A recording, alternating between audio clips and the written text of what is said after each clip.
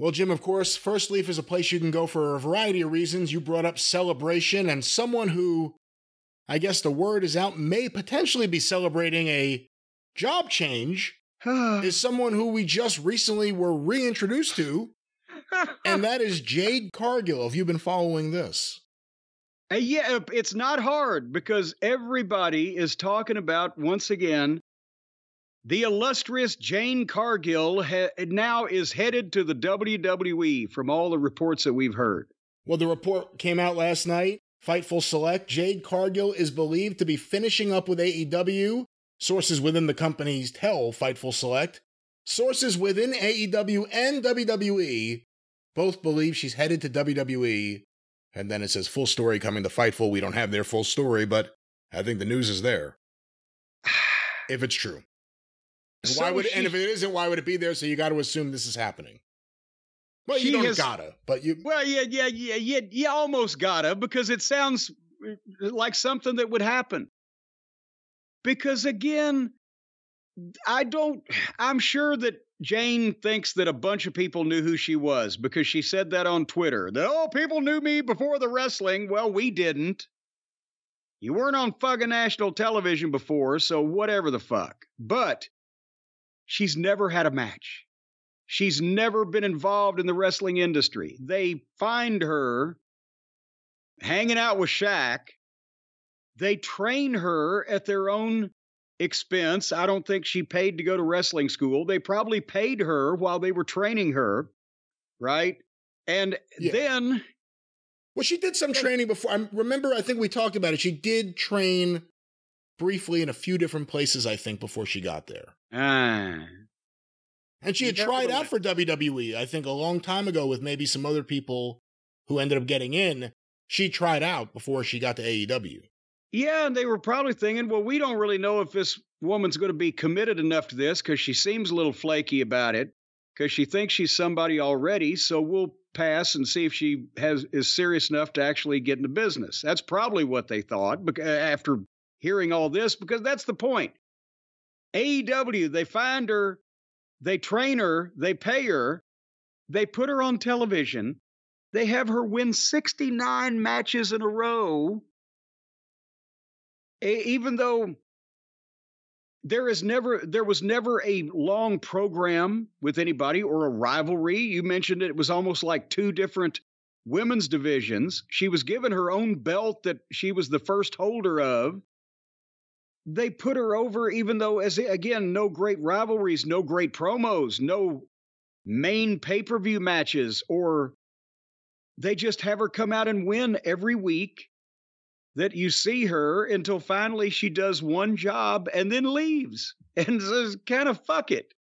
And then apparently, because she's still under contract for some extent, they bring her back.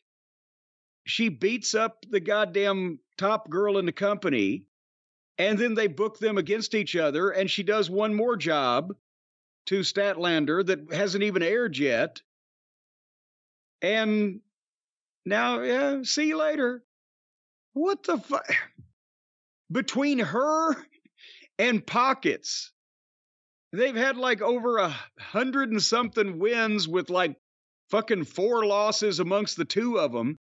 If you gave, I don't know, Samoa Joe that push from the start, or even a Jay Lethal, for heaven's sake, or any other member of the fucking roster that people could take seriously and that knew how to fucking lock up before they walked in the company and signed a contract. If you gave them that kind of push, what do you think might happen? Maybe they'd actually do something to draw some fucking money. You know, the thing about Jade is, though, with all the faults, she's someone that showed at times she could pop a number. This is with no feud. No true character development other than telling Tony Schiavone to cut the shit and calling TBS that bitch show. There really wasn't much else. She had a couple different managers, I think, right? And then she's had a few different people in her stable. They all kind of just came and went without any kind of big feud. It never went anywhere. If you're her and you do want to go forward in wrestling, and you're at this point, I guess, contractually, would you want to go back to AEW, or would you want to take this as your shot to go to WWE. And also with that question, you brought up she's an athlete. We may not have known her, but she was an athlete. If you come from a system of structure, of coaching, of seriousness, it has to, I mean, it's going to be night and day for her to go from AEW to WWE. Well, yeah, and there's no way to tell because we don't know her personally. We don't know what her mindset is. You were asking me if you wanted to go further, would you stick with AEW? Well, no, I wouldn't. But is this something she's serious about, or was this, she was serious about her? What sport did she play? Volleyball? What was going on? Basketball? I thought it was basketball. Okay, well, I'm seriously couldn't remember. She was serious about her basketball. Was she thinking that, oh, this is the wrestling, this is fun, and I'll go out and be a star and look at my body and they'll put me over? And, was she taking it like that? Or was she thinking, I can do this, I'll be a big star and I'll make a lot of money if I get good at this. But now I've reached an impasse with this company I'm at because they don't know what they're doing. Is she that motivated and bright to figure that out? See, I think it's that just because without knowing this unique situation, if you are one of the people that decided you wanted to be a wrestler or started watching wrestling within the last 15 years, 20 years, it's WWE. You saw WWE and you thought I could do that. I mean, you heard Britt Baker say it. I saw the Bellas and I said I could do that or I wanted to do that. Did Cargill see anything or did she just get offered? Was she Lex Luger? What I'm going to say is even in that period of time, if she's getting offered that and this is what she's seeing there, and then she goes to AEW, and while she's in AEW, what can we also see? She's not on Wembley. She obviously thinks really highly of herself, and I'm not saying that's wrong, but she's not on Wembley. She sees what WrestleMania is. She sees the way Rhea Ripley and Bianca Belair and the women there, the top women there, are presented. She may not be up to their level, and I don't think she is in the ring. We have not seen anything to show us that she is. Not to say that she couldn't be better, but we haven't seen anything to say she's at that level. Those women had better training. But I could see if I was Jade Cargill, I would say it means a lot to me to show my daughter what I could do. I want to be at WrestleMania. Okay, but then does she go there like a babe in the woods because she's never been asked to do jobs and she's not experienced going to small towns for no money or shit shows or that type of thing, but she's never experienced not only a company with structure, as you mentioned, but also where she's not going to be treated like the star, the big deal. You don't have to put people over. Yeah, I mean, we don't know that anybody ever asked her to put anybody over and she ever said no. But now that she's used to this, and it ain't going to be that way in New York, is she going to go, well, why should she beat me? Is it going to be like one of the Ultimate Warrior things, the Hellwig in Memphis? Well, why should I put that fat guy over? He couldn't really whip me. I mean, if she's smart and dedicated and has kind of got a grasp on what this is, she'll do well. If she has been catered to by these people and gets the culture shock of going into the WWE, she may not do well. With that said, if she showed up in NXT and started doing jobs, I would have a problem with that. I think because she is coming off AEW TV and she was, again, one of the people that popped the number, you can't bring her in and do that WWE thing of, we're going to teach you a lesson and you're going to lose right away to our champion. No, but she also can't expect to go in and work one day a week and win for 3 years. That's right. She shouldn't be beaten out of the gate just to prove something. If you don't like her attitude or you're not sure about her attitude, don't fucking hire her. But if they bring her in and push her as a star, yeah, she's going to have to put Rhea over. She's going to have to put Becky over. She's going to whoever at some point. It's not going to be for 3 years. We're just going to give you 10 minutes to go out there, pose, beat somebody, and pose again. If Tony was aware, and I would think that he would be, that the contract was coming up, that she had limited time left, if there was even the thought that the story could get out, why would they put her back on TV? to beat up Chris Statlander, to beat up the champion.